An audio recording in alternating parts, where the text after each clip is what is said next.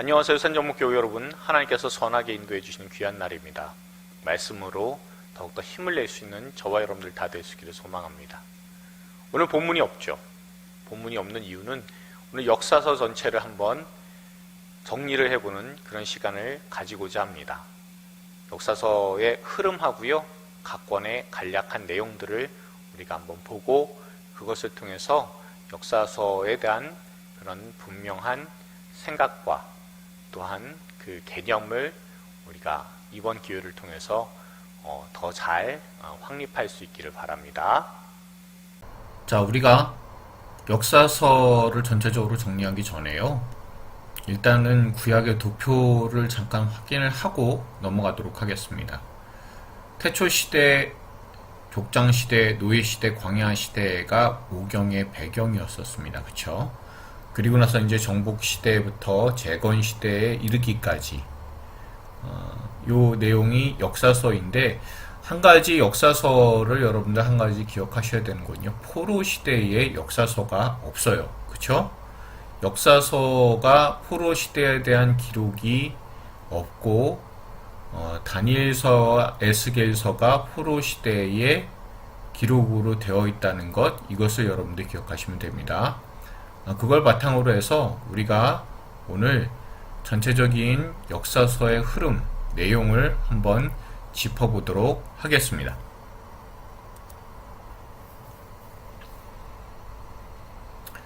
자, 대략적으로 한 6개의 시대로 구분을 합니다. 구분을 할 때는요, 성경에서는 이 시대적 구분이 나오지는 않아요. 편의상 구분을 했다라는 것 말씀드리고요.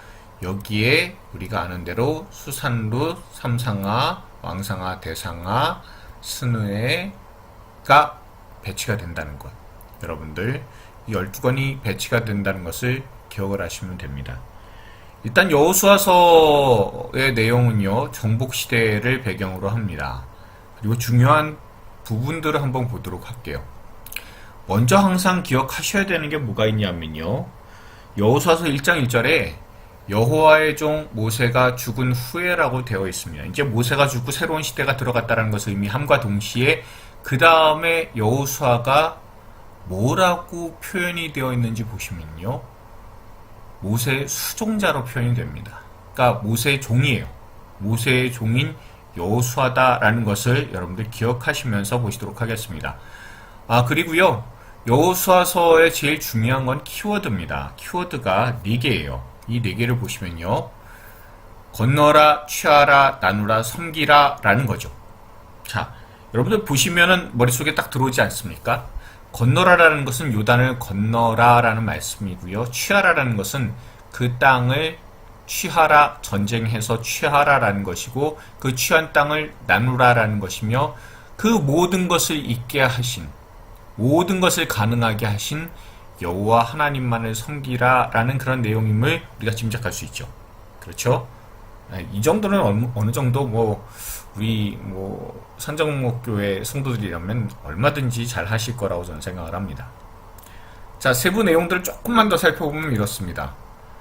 요단강을 건너야 되죠. 자, 요단강이 앞에 철철 넘치고 있었는데 그것을 건넜습니다. 여기에서 여러분들 건너시는 것을 잘 보시면, 이스라엘 백성들이 맨 처음에 애굽에서 나왔을 때 그때의 홍해를 건넜던 것처럼 여기도 동일하게 건너게 하신다. 그러니까 뭔가 시대가 끝나고 새로운 시대가 접어들었다라는 것을, 이 땅을 새롭게 주시거나 아니면 새로운 곳으로 가거나 이렇게 할 때는 항상 강을 건너거나 물을 건넌다라는 것을 여러분 기억하시면 돼요. 자, 그 다음에 취하라라는 거, 중남북이라고 되어 있는 것은요, 중부 지방인 여리고 지역, 이쪽을 먼저 정복하고 남쪽 헤브론 지역으로 내려갔다가 북쪽으로 이제 올라가게 됩니다. 하솔까지 올라가게 돼서요, 거기에서 여러분들 보시면 이 모든 것들을, 그 중간 지역을 정복을 함으로써 발생하는 일이 뭐가 있냐면, 그 남쪽과 북쪽에 있는 가나안 족속들이 연합을 하지 못하잖아요. 그렇죠? 그 중간 허리를 끊어놓고 남쪽 정벌하고 북쪽을 치고 올라갑니다. 인천상륙작전 비슷합니다. 그쵸? 자, 그 다음에 나누라라는 것, 기업들을 나눈다라는 의미도 있지만 제일 중요한 것은 사실은 도피성 문제라고 저는 생각을 합니다. 자, 다 나눴어요. 나누고 나서 거기에 레위 사람들이 가져야 되는 어떤 성들 같은 경우에는 도피성이 이렇게 되는데, 이 도피성은요, 묘하게도 요단강 동쪽에 3개, 그리고 서쪽에 3개 이렇게 되어 있습니다. 나중에 자세하게 할 날이 올 거예요. 그렇게 되어 있으면 이 동쪽과 서쪽에 동일하게 3개씩 놓음으로써 그 주변에 있는 사람들한테, 믿지 않는 이방 민족들에게 하나님이 어떤 분이신지 알릴 수 있는 좋은 그 선교 센터로서의 역할들을 감당을 하는 것이었다라고 생각해 주시는 게 제일 좋습니다. 왜냐하면요, 여기에는 주로 잘못 사람을 죽여가지고 도피하는 곳이다라고만 자꾸 인식을 하게 되는데, 그런데 주변에 있는 나라들이 한번 보십시오. 그 사람들이 생각을 할 때, 아, 여호와 하나님은 잘못한 사람, 그것도 고의가 아니라 실수로 잘못한 사람들을 얼마든지 용서하고 용납해 줄 수 있고 품어줄 수 있는 하나님이시다라는 것을 분명히 보여주실 수 있게끔 하나님께서 도피성을 요단강 동편 서편에 동일하게 3개씩 총 6개를 만들어 놓으셨다라는 것을 우리가 생각해 볼 수가 있어요. 그러니 하나님께서 가나안 땅의 그 백성을 들어가게 하신 것은, 그것은 하나님의 영광을 나타내서 많은 사람들이 결국에는 이스라엘을 보고 흠모할 수 있도록 그렇게 하나님께서는 배려하셨다라는 것을 우리가 알 수가 있습니다. 단순히 땅 나눠주기 위해, 땅 따먹기 위해서 들어간 게 아니다라는 것을 여러분들 기억하시면 됩니다. 그러니 그 하나님을 섬기라라고 마지막으로 여호수아가 권면을 하고 눈을 감게 되죠. 그때 마지막의 기록이 뭐냐 하면요, 여러분, 여호와의 종 여호수아가 죽은 후입니다. 아까도 말씀드렸죠. 모세의 종이었는데 여호와의 종입니다. 얼마나 놀라운 그런 호칭의 변화입니까? 저는 저와 여러분들이 바로 하나님의 종으로서의 역할들을 잘 감당하면서 살아갈 수 있는 귀한 몫을 감당할 수 있기를, 귀한 사람으로 살아갈 수 있기를 소망합니다. 자, 그런데 이 여호와의 종 여호수아가 죽은 후에라는 내용이 어디에서 또 등장을 하냐면요, 바로 뒤에 사사기에서 등장을 해요. 자, 아까도 말씀드린 것처럼요, 누가 죽었다, 지도자가 죽었다라는 새로운 시대가 열린다, 바뀌었다 라는 것을 의미한다라고 말씀드렸습니다. 자, 그리고 여호수아서에서는 여호수아 한 사람의 지도력, 거기가 중심이 된 것에 비해서 사사기는 조금 혼란스럽게 가잖아요. 자, 혼란스럽게 되는 이유가 무엇인지 그 사이클이 있어요. 사이클을 보도록 하겠습니다. 맨 처음에 하나님을 배교해요. 하나님을 떠나요. 그러면 하나님께서 징계하십니다. 이방을 들어서요. 그러면 괴로우니까 회개를 하겠죠. 회개를 하면 하나님께서 그것을 보시고 사사를 통해서 구원해 주신다라는 것을 우리가 알 수 있습니다. 이게 계속해서 돌고 있는 것, 그게 사사기인데요. 문제는 이렇게 해서 계속해서 돌면 그 배교하는 그 위치 아니면 그 상태가 예전보다 점점 더 못해져 간다라는 것을 기억하시면 됩니다. 그러니까 여러분들 보시면요, 첫 사사가 온니엘이면 그 다음에 에훗이고 드보라고 점점 나빠지는 모습이 어디까지 가게 되면 확실하게 보이냐면 입다나 아니면 삼손 때까지 가게 되면 점점 안 좋아지는 것을 확인을 하실 수가 있습니다. 자, 여기에서 나오는 내용들을 보시면요, 그 중심점이 사실은 17장에서부터 뒤에 나오는 21장까지의 내용이 사실은 사사기에서의 중심이에요. 앞에 여러 사사들이 등장을 했는데 사실상 그거보다 훨씬 더 중요한 것이 뭐냐면, 여호수아가 죽은 후에 결국에는 하나님의 말씀을 듣지 않고 쫓아내지 않음으로 말미암아 그곳에 종교적이고 윤리적인 타락이 왔다라는 거거든요. 그 모든 중심에 어떤 도시가 하나가 껴있냐면 베들레헴이 껴있습니다. 애매하게도요. 묘하게 베들레헴이라는 것이 껴있어요. 자, 그리고 그 베들레헴이라는 것 여러분 기억하시고요. 그리고 나서 이 모든 일들이 그때 왕이 없었으므로 사람들이 자기 소견에 옳은 대로 행했다라고 그렇게 두 번이나 17장 6절하고요. 21장 25절에 두 번이나 반복이 되어 있다는 거 기억하시면 됩니다. 그 베들레헴에서 종교적이고 윤리적인 타락이 이 도시와 연관성을 갖고 있다는 것 여러분 기억하시면 돼요. 그러면 결국에는 이 이야기가 또 어떤 이야기로 가게 되냐면요. 룻기로 넘어가게 돼요. 자, 사사시대 배경으로 합니다. 근데 베들레헴 있잖아요. 사사기 때 베들레헴은 부정적인 이미지지만 룻기에서는 긍정적인 회복되는 의미, 그 이미지가 그 안에 들어가 있습니다. 거기에서 보면요, 엘리멜렉이라는 사람의 이름이 굉장히 중요해요. 여호와는 나의 왕인데 모압으로 가잖아요. 그런데 나중에 그곳에 이방인 룻이 돌아와요. 그리고 아이를 낳습니다. 그 아이가 나중에 다윗을 그 집안에서 나오게 됩니다. 결국엔 여호와는 나의 왕으로 섬기는 다윗이 탄생하게 되는 그런 배경이 된다는 것을 우리가 알 수가 있습니다. 자, 그리고 나서요, 이 다윗의 이야기가 나오는 것이 사무엘 상하입니다. 제가 전에도 말씀드린 것처럼 사무엘 상하에서 이게 사사기 배경을 조금 더 갖고 있어서 제가 조금 저렇게 빼놓은 이유를 말씀드린 적이 있어요. 그렇죠? 왜냐하면요, 마지막 사사를 사무엘로 봅니다. 자, 여기에서 보시면요, 과연 누가 왕이냐라는 거예요. 사무엘 상하를 통해서, 그리고 통일 왕국 시대의 그런 내용들을 통해서 우리가 알게 되는 게 뭐가 있냐면요, 3명의 왕이 나와요. 통일 왕국 시대는요.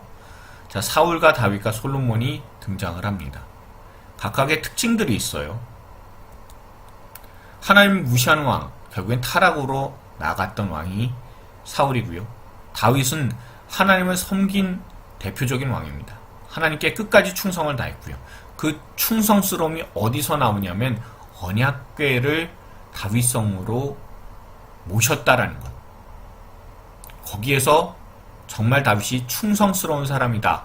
그래서 그 충성스러운 사람을 하나님께서 인도하셨고, 그리고 그가 어려움 가운데서도 하나님께서 도우셨다라는 것이 분명히 드러나 있는 것이 사무엘 상하에서의 다윗의 내용입니다. 그렇다고 해서 다윗이 늘 좋은 것만은 아니잖아요. 밧세바와의 간음도 있었죠. 그리고 잘못된 계수를 함으로 말미암아서 크게 나라가 어려울 뻔한 적도 있었습니다. 그런 잘못된 일들이 있었음에도 불구하고 그래도 하나님에게서 떠나지 않은 사람이었다라는 것을 우리가 알 수가 있습니다. 자, 솔로몬이 있어요. 사실 솔로몬의 이야기는요, 열왕기 상에서도 등장을 합니다. 자, 그런데 여러분들이 잘 보시면요, 그 솔로몬은 하나님을 섬기기는 했지만 변심을 했잖아요. 그러니까 다윗이 잘했었던 것은 이스라엘이라는 국가 기반을 하나님께만 뒀어요. 근데 솔로몬은 그 하나님에게서 경제력, 군사력, 정치력, 외교력으로 변질시킨 사람입니다.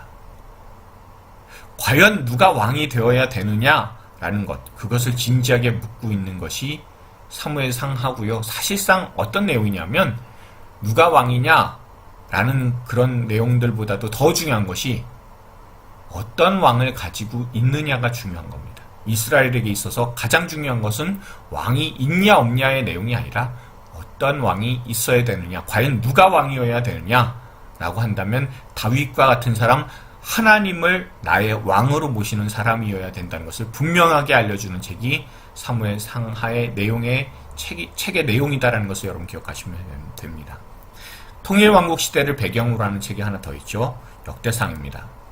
여기는 다윗 이야기예요. 그냥 다윗 이야기인데, 이 다윗 이야기에서 어떤 내용들인가를 보시면 하나님을 섬기는데 충성스러웠다는 것, 이것은 사무엘 상하에서도 동일하게 나옵니다. 그런데 그렇게 하나님을 섬기니까 다윗 언약을 주셨다라는 것, 이것도 사실은 사무엘 상하에서, 사무엘 하에서 나오는 내용이에요. 그런데 하나님을 섬기는 데 있어서요, 거기에서 정말 중요한 내용이 다윗은 언약궤를 모셨다라는 것, 그것이 중요한 것으로 나오지만 역대상에서는 얘기가 조금 달라요. 성전을 준비하는 것으로서 나옵니다. 성전을 준비하여 그 성전 시스템, 그 모든 것까지 완비한 왕이다라는 것. 그러니까 다윗은요, 하나님께 충성스럽다라는 게 사무엘 상하에서는 하나님의 말씀을 끝까지 순종하고 하나님의 말씀에서 벗어나지 않으려고 노력했었고 하나님 먼저였었다라는 것을 보여준 왕이다라는 것을 그 사무엘 상하에서 보여주고 있다면 역대상에서는 그것을 더욱더 확실하게 보여주는 것은 바로 성전 건축을 준비했다라는 것이 이 역대상의 아주 중요한 관점이다라는 것을 여러분 생각하시면 되겠습니다. 열왕기 상하의 내용을 보도록 하겠습니다. 보시면요. 우리가 알고 있어야 되는 악한 왕은 여로보암, 아합, 예후, 여로보암 2세 이 정도의 왕들이다라는 것은 머릿속에 좀 기억하셨으면 좋겠어요. 여로보암이라는 사람, 여로보암 1세이기도 하고요. 이 사람은 나라를 갈랐잖아요. 그렇죠? 르호보암 때 나라를 갈랐습니다. 북이스라엘 남유다로 나뉘어지게 한 사람이 바로 이 여로보암이고요. 그리고 아합은 대표적으로 악한 왕인데 이 아합 같은 경우에는요. 왜 더 악하다, 가장 최악의 왕이다라고 하냐면 하나님을 섬기는 사람들을 핍박해서 그렇습니다.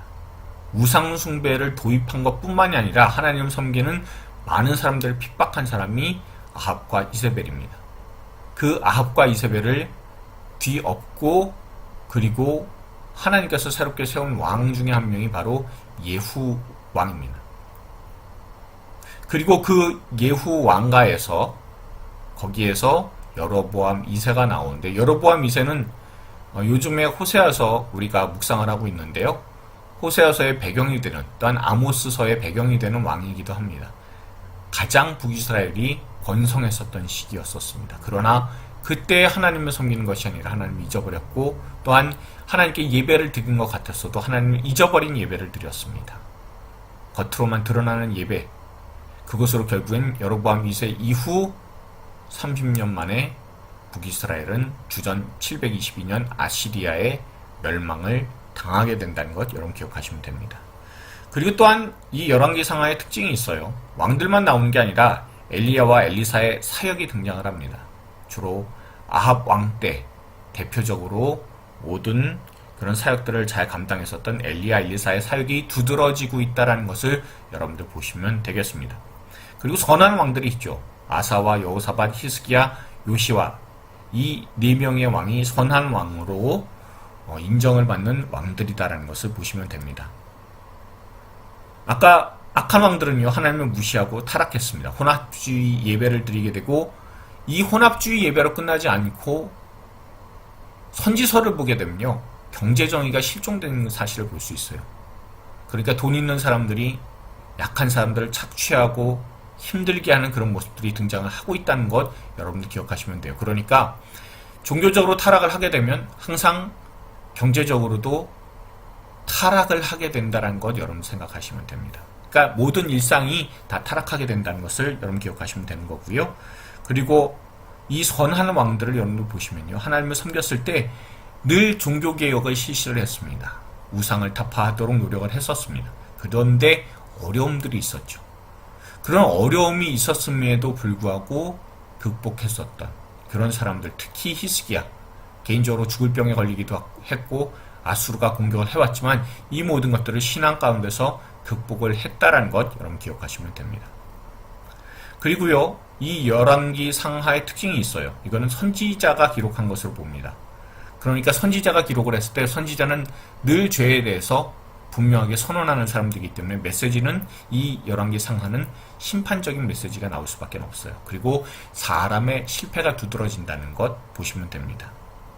그리고 하나님을 무시한 결과로 바벨론에 3차례에 걸쳐서 패망하게 됐다는 것 우리 잘 알고 있습니다. 자, 역대하의 내용을 한번 보도록 할게요. 역대하에 나오는 선한 왕은 열왕기 상하의 내용과 흡사합니다. 그런데 여기에 뭐 요담이라든가 이런 사람들이 한 3명, 4명 괜찮은 평가로 들어가는 사람들도 있어요. 하다못해 르호보암도 좋은 부분은 좀 보려고 하는 그런 내용들이 있습니다. 그러니까 다시 말하면 이 왕들에 대해서 좀 긍정적인 부분들을 찾으려고 노력하는 책이 역대하다라는 것을 생각하시면 됩니다. 하나님을 섬긴 유다의 왕입니다. 여러분들 열왕기 상하하고 역대하고의 가장 큰 차이점은 유다 왕만 나와요. 유다 왕만 나온다라는 거 여러분이 기억을 하시고요. 남유다 왕만 나오고요. 그리고 이 선한 왕들은 그 종교개혁을 실시했고 국난 극복을 했습니다. 국난 극복을 한 사람 중에 히스기야가 대표적이기도 하지만 그렇지만 역대하에서는 여호사밧 왕이 또한 거기에 들어갑니다. 찬양으로 물리치는 왕이잖아요. 그렇죠?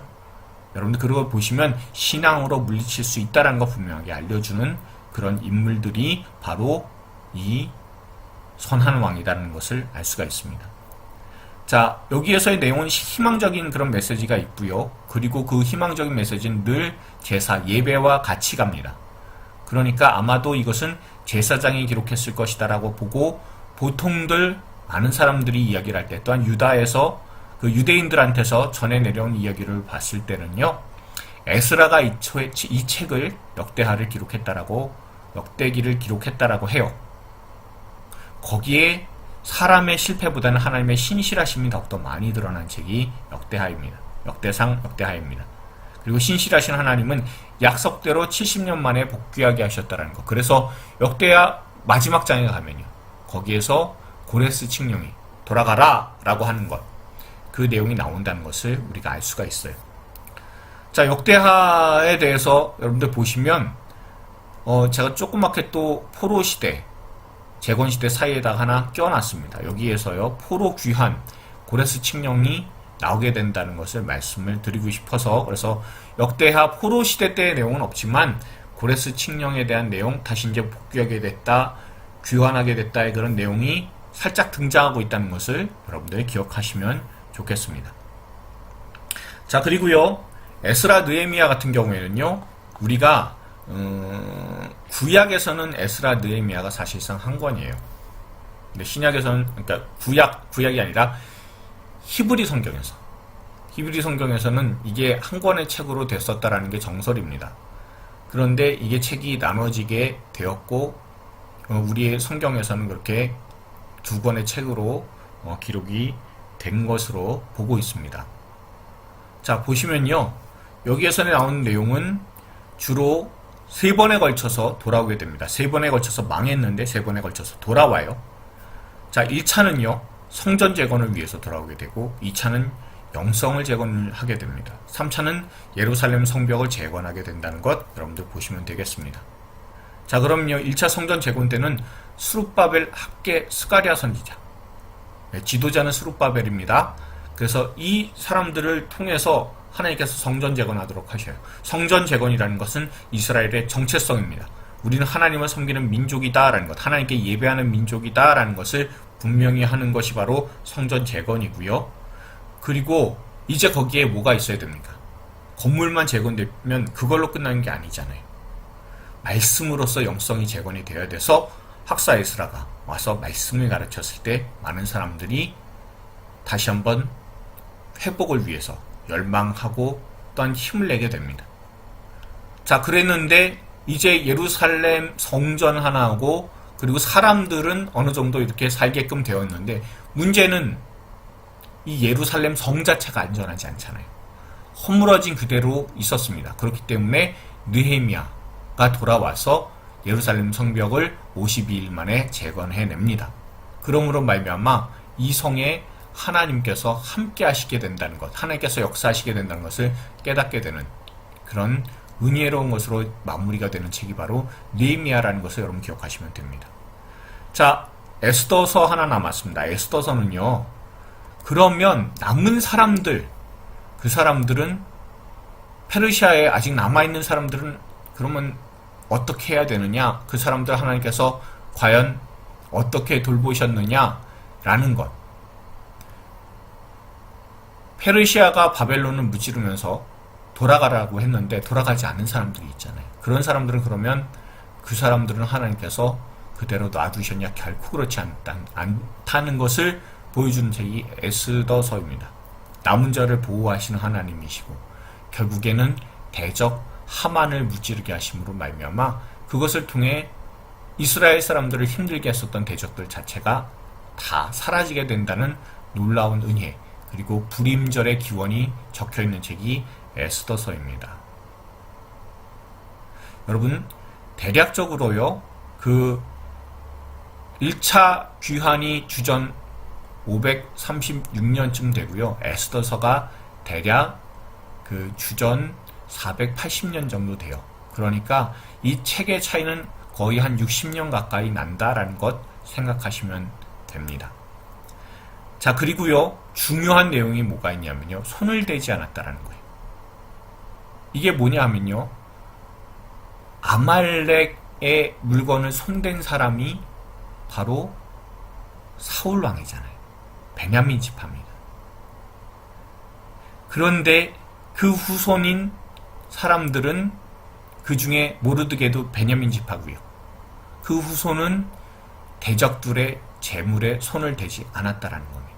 그러니까 영적인 그런 전쟁이라는 것이 옛날부터 있었는데 그 사울의 후손 베냐민 지파는 결국에는 그 모든 악한 것들을 끊어냈다라는 것, 그것이 강조가 되어서 결국엔 역사서에서는요, 가장 중요한 것이 무엇이냐면 하나님께서 어떻게 그 백성을 인도하시기를 바라시는가라는 것과 또한 거기에 대해서 그 백성들이 어떻게 하나님께 반응하느냐라는 것, 그것이 매우 중요하다는 것을 우리가 알 수가 있게 됩니다.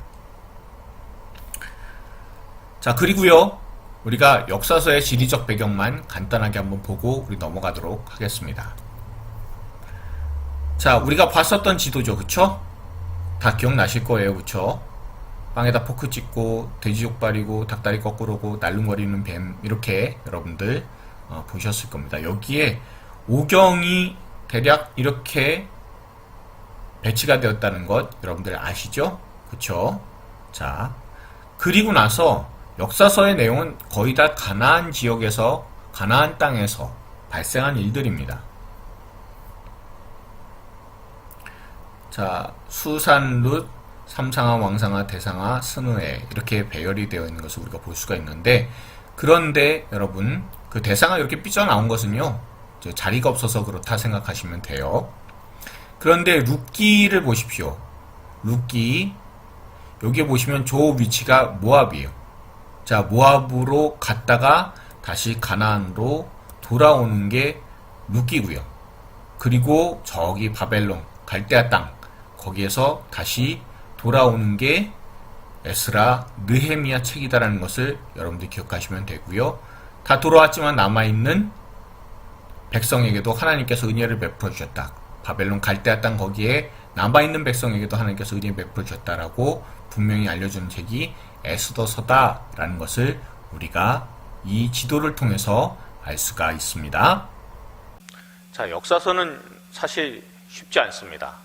내용도 방대하고요, 양도 많습니다. 그러나 하나하나 우리가 해나가다 보면 하나님께서 더욱더 은혜 주시고, 또한 그것을 통해서 우리에게 말씀하시는 하나님이 어떤 뜻을 갖고 계시고 어떤 마음이신지 우리가 깨닫게 되어서 더욱더 하나님과 함께 잘 동행하는 삶을 살 수 있을 것이라고 우리가 기대하면서 역사서를 시작을 했으면 좋겠습니다.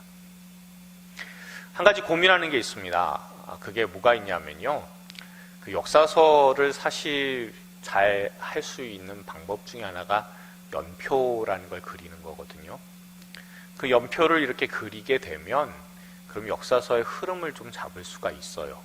그리고 그 연표는 직접 여러분들이 그리시는 겁니다. 저하고 함께 그리시는 건데, 근데 문제는 영상으로 그린다, 영상으로 같이 그린다는 게 사실 쉽지 않아서 고민하고 있는 중이에요. 그 고민하는 그런 내용들을 우리가 한번 더 이렇게 깊이 고민 한번 해보고, 그리고 여러분들께서 주일날 역사서 연표를 한번 해봐야 되겠다라고 생각을 하시게 된다면 저한테 좀 말씀을 해주십시오. 이게 좀 양이 방대해요. 그리고 영상으로 아마 해도 1시간 반 이상 걸릴 겁니다. 직접 그리시는 데는 2시간 가까이 걸리실 거예요. 그러니까 연표를 한번 그린다라고 생각하셨을 때는 2시간가량의 시간을 비워 두셔야 되는 것이고, 거기에 맞는 준비물들이 좀 있어요. 그 모든 것들을 다 준비를 해서 진행을 해야 되는 것이니까 이게 쉽지만은 않습니다. 오늘 한 15분 그리고 내일 한 30분 그리고 그러면 그게 불가능해서 그래요. 그래서 여러분들께서 하시고자 한다라고 하면 저는 할 겁니다. 그러나 이게 쉽지는 않다. 2시간 내내 책상 앞에 붙어서 이거를 계속해서 그린다. 이게 쉽지 않은 일이고 그렇게 시간 내기도 어렵다라고 한다면 조금 나중에 우리 교회가 그 오후 예배를 진행하게 되었을 때 그때 맞춰서 한번 해보도록 하겠습니다. 그런 게 아니라면 그러면 우리가 영상으로 한번 진행을 해보고자 할 테니까 여러분들 각자의 개인적인 의견이 있으시면 그걸 주일날 저한테 혹은 박춘혜 전도사님한테 말씀해 주시면 그것을 수렴해서 대략적으로 날짜를 정하고 여러분들에게 통보를 드린 다음에 준비물 다 공지할 거고요. 그리고 나서 진행을 하도록 하겠습니다. 아시겠죠? 오늘 하루 주님의 은혜 가운데 살아갈 수 있는 여러분들 다 되기를 소망합니다. 기도하시겠습니다. 사랑과 은혜가 충만하신 하나님 정말 감사합니다. 하나님께서 역사서를 통해서 다윗과 같은 사람을 또한 히스기야 같은 사람을 찾고 계심을 우리가 다시 한번 생각해보고 묵상합니다. 또한 여호수아 같은 사람, 믿음의 사람들을 지금도 원하고 계신다는 사실을 우리가 말씀을 통해서 깨닫습니다. 우리가 그만큼의 신앙을 갖고 있지는 못하지만 그 사람들, 그 신앙의 인물들이, 그 신앙의 선배들이 우리에게 넘겨준 믿음의 바통, 그것을 잘 들고 우리도 동일하게 믿음으로서 살아가며 믿음으로써 버텨낼 수 있는 저와 우리 성도님들 다 될 수 있도록 주님께서 축복하여 주시옵소서. 신앙의 인물로서 하나님께 기억되며 또한 많은 사람들에게 신앙의 인물로서 기념될 수 있는 저와 우리 성도님들 다 될 수 있도록 주님께서 축복하여 주시옵소서. 예수님의 이름으로 기도드렸습니다. 아멘.